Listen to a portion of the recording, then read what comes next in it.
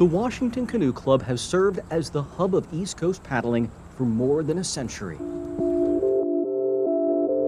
producing legendary canoeists, including members of the famed Havens family of Virginia, who bonded for generations along the banks of the Potomac.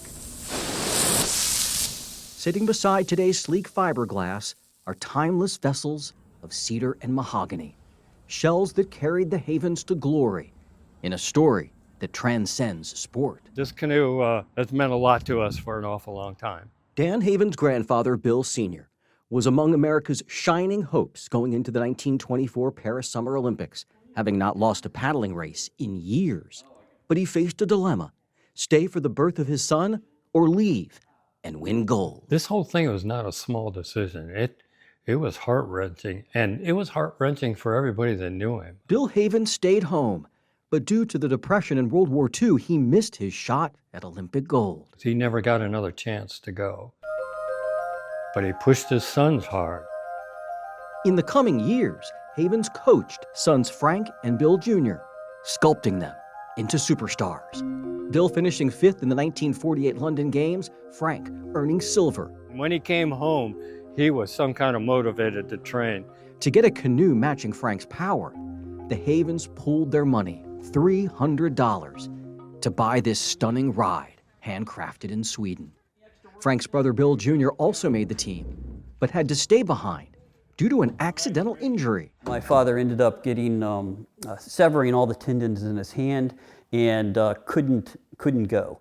And to make matters even more improbable, Frank fractured all three of his paddles soon after arriving in Helsinki, his only option, borrowing one.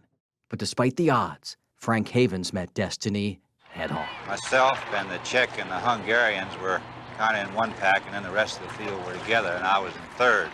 And after I got around the turn, I tried to lengthen out a little bit to maybe save a little bit, and as soon as I would lengthen out, they'd be right on either side of me. I could see them out of either eye. Havens somehow found the strength to pass both men, winning by only seconds. It was fun to grow up with the whole thing. Back at Dan's home in Northern Virginia, memories abound. A 2-year-old Dan on his father's shoulders. The Olympic flag in that picture now draped over a staircase. Alongside historic paddles, that 1948 silver and the 1952 gold. And the cool part was, after this was all over, he wrote a telegram to my grandfather. I'm coming home with the gold medal that you should have won in 24. It's an incredible story.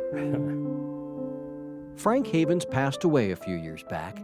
His son Dan and nephew Kirk know full well that while this tale has a great deal to do with strength and stamina, it's also about the enduring sacrifices we all make for those we love. I'm Jay Korff for 7 News.